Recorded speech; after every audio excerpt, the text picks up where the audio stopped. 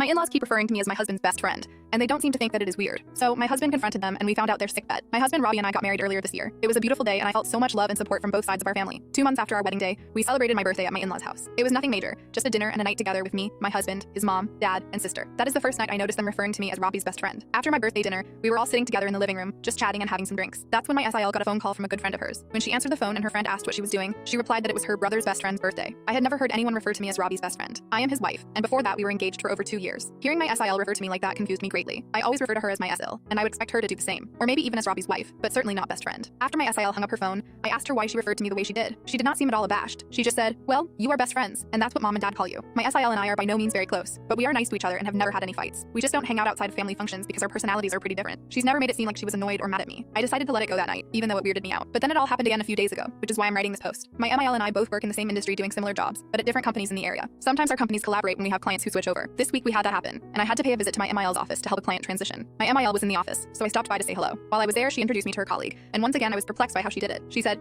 "This is my son's best friend," as I was shaking hands with the colleague. I paused and awkwardly said, "I'm his wife." The colleague looked confused, but my MIL continued to smile and didn't address it. Once we were alone, I asked my MIL why she referred to me like that. Just like my SIL, she didn't seem to act like it was weird at all, and said the same thing, "Well, you are best friends." The only thing that I can think to explain this is that in my vows to Robbie, I promised to continue being his best friend. Nobody acted like this was odd or special, and I feel like it's a pretty common thing to put in vows. So I'm not sure why Robbie's family seems to have clung to it, unless it has nothing to do with everything. I've spoken to Robbie about this too, and he's also perplexed by it. He asked his parents privately about it, and they gave him the same answer they've been giving me. It all just feels like some sort of bullying behavior to me, but I've never felt a sense of this from them before. Update. Unfortunately for my relationship with Robbie's family, SATT has hit the fan. Yesterday afternoon, Robbie and I were invited over to his parents' house for dinner. I have a big project due this week at work, so I needed to stay home and wrap it up. I told Robbie to go catch up with his family while I order a pizza. Apparently, this is when Robbie decided he was going to set things straight and figure out why his mom and sister keep referring to me as his best friend. Please keep in mind that I'm telling this story based on the details that my husband has given me. Robbie had a normal dinner with his folks, but they were all drinking a bit more than usual. Robbie decided to bring over some scotch that one of his groomsmen gave him for a wedding gift, so him and his dad were especially loose. Robbie and his dad tend to have guy time together after dinners where they hang out in his dad's garage and talk about car stuff and projects at home work. This is where Robbie confronted his dad about the whole situation. From what I can tell, it took some coaxing to get this information out of Phil, but eventually he admitted to Robbie that my MIL and SIL and him were all in on some sort of bet as to how long mine and Robbie's marriage was going to last. Phil bet that we would stay together, whereas Mill bet less than 1 year and Sil bet less than 6 months. Apparently there was a cash prize involved. I don't really want to know how much it was. Phil admitted that he believes the whole best friend moniker was a way to get under my skin and cause doubts about my relationship with Robbie and his family. They think that if they acted like it was a non-issue for long enough, it would drive me crazy and start making me angry at Robbie for not intervening. Robbie then says he stormed into the house to confront his mom about this all. It ended in a screaming match between Robbie, ML, and Phil. Robbie eventually stormed out and walked to a nearby gas station,